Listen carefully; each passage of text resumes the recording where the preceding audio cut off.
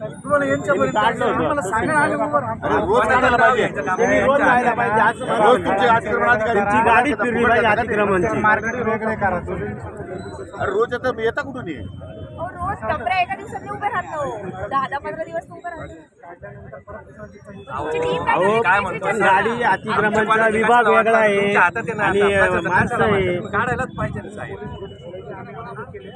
काढून टाका डेली गाडी परमनंटली कामासाठी तुमच्याकडे स्टाफ आहे. तो स्टाफच पैसे घेऊन नखरे घेऊन तुमच्यापर्यंत येतात. त्याच्यामुळे हा सगळा धंदा चालू आहे. मला सगळं माहिती आहे. तर तुम्ही त्यावर करणार आहे की तुमच्यावर कारवाई करू मी? मला त्याच्यातून मला नीट अँड क्लीन शहर पाहिजे. 10 वेळा सांगून झालं पण तुमच्यात बदलच होत नाही. सगळ्या सरकारी कार्यालयाच्या आजूबाजूला सगळ्या टपऱ्या टुपऱ्या येऊन पडलेल्या काय अर्थ आहे त्याला? काय आणि त्याला काय ही काय पद्धत नाही ना. द्यायचे ते हेच मॅनेज आहे त्यांना. हेच मॅनेज आहे. तुम्हाला ते याच्यात नुकसान काही झालं ना तुम्हाला जबाबदार तुमच्यावर कारवाई करेल. पाण्यासाठी तुम्ही झोन डिक्लेअर करा ना. कुठे बसताय साहेब? द्या ना भाजीपाला. ब्लॉकचे ब्लॉक करून टाकले रस्ते साहेब. संध्याकाळी आणि इतर वेळेस हा रस्ता इतका पॅक होतो. गाडी पण आपण साहेब पण इथं गाडी लावलेल्या राहतात. दोन्ही साईडला जर बरंच मागं गेलं तर कसं करायचं? गाड्या कशा जातील? असं काय करू राहिले? आता ही जागा केवढी आहे? दोन्ही साईडला गाड्या राहतात.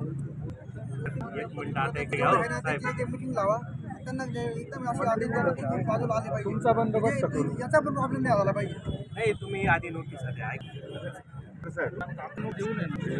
सिन्नरच्या शहरामध्ये 2-3 पुलाची फार मोठ्या प्रमाणात नुकसान झालेलं आहे. खाली बसलेले आहे. त्यामुळे काय होतं पाणी ओरफलो होतं आणि शहरामध्ये अनेक व्यापाऱ्यांचं आणि घरात नुकसान होतं मोठ्या प्रमाणात.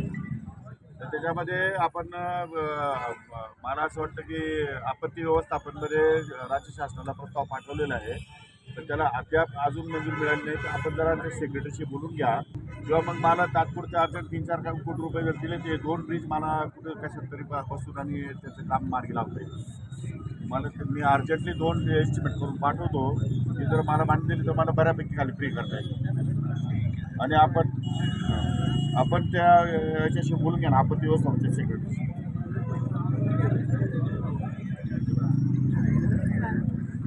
अहो काय आता तेवढं मला सवडच नाही बघायला. ते डोळे सगळं गेलं आता सगळं.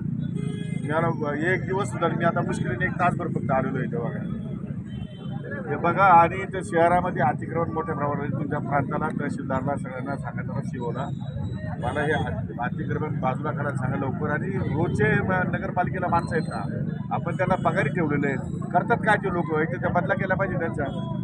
त्याच्यामुळे त्यांच्यावर तरी कारवाई केली पाहिजे. काहीतरी केलं पाहिजे साहेब. करा बरं तुम्ही जरा तेवढं स्ट्रिक्टली करा. फळांचं वेगळं करा. माशांचं वेगळं करा. सगळे वेगवेगळे झोन करा ना.